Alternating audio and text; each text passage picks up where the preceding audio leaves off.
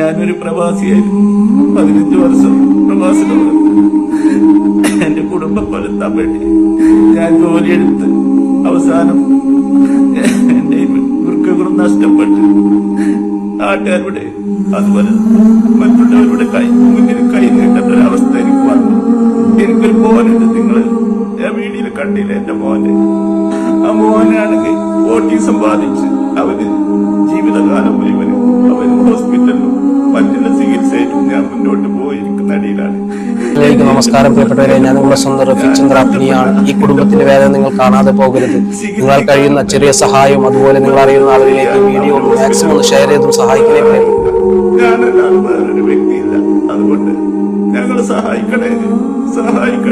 ഈ ഒരു പ്രവാസിന്റെ ഒരു അപേക്ഷയാണ്, നിങ്ങൾ സ്വീകരിക്കണം. അസ്സലാമു അലൈക്കും.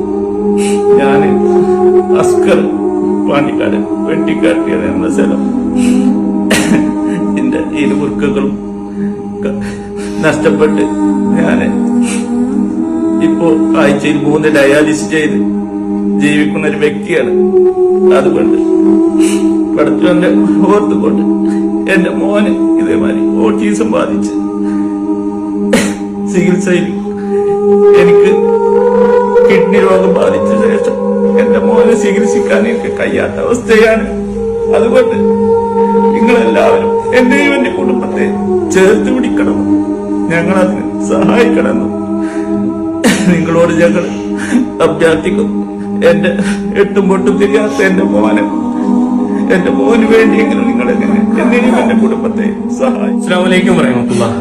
ഫിറോസ് കുന്നപ്പറമ്പിലാണ് ഓട്ടിസം ബാധിച്ച തന്റെ മകനെ നെഞ്ചോട് ചേർത്ത് പിടിച്ചിട്ട് ആ ഉപ്പ കരഞ്ഞുകൊണ്ട് പറഞ്ഞെന്താണെന്നറിയാം, എനിക്ക് മരിക്കാൻ പേടിയില്ല, പക്ഷേ ഈ ഒരു അവസ്ഥയിലിരിക്കുന്ന എന്റെ മകനെ തനിച്ചാക്കിയിട്ട് ആ മകനെ വിട്ടുപോകാനാണ് എനിക്ക് പേടിയെന്നാണ്. കാരണം ഇങ്ങനൊരു അവസ്ഥയിലുള്ള മക്കൾ ഉണ്ടായാല് ആ മക്കളെ എന്ത് ചെയ്യുമെന്ന് ആലോചിച്ച ഓരോ ഉമ്മയും ഉപ്പയും അവരുടെ നെഞ്ചില് ആദ്യം മുഴുവൻ അതാണ്. ഈ മകന് വേണ്ടി ജീവിക്കാനാ ആ ഉപ്പ നിങ്ങളുടെ മുന്നിൽ കൈനീട്ടുന്നത്. 15 വർഷക്കാലം പ്രവാസിയാണ്. സൗദി അറേബ്യയിലെ പെട്രോൾ പമ്പിൽ ജോലി ചെയ്തിട്ട് നാട്ടിലേക്ക് വരുമ്പോ കാലിലൊക്കെ നീരും കിഡ്നി രോഗം ബാധിച്ച് അവശനായിട്ട് നാട്ടിലേക്ക് എത്തിയ ഒരു പ്രവാസിയായിട്ടുള്ള ഒരു സഹോദരനാണ്.